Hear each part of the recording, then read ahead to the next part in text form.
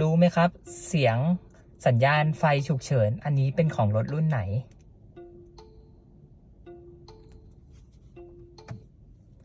และถ้าไฟเลี้ยวซ้ายล่ะครับ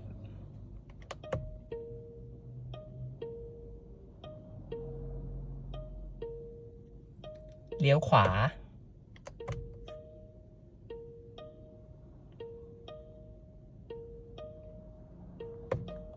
แค่เสียงไฟเลี้ยวก็เจ๋งขนาดนี้แล้วถ้าอยากมาดูรถจริงอินบ็อกซ์เข้ามาครับ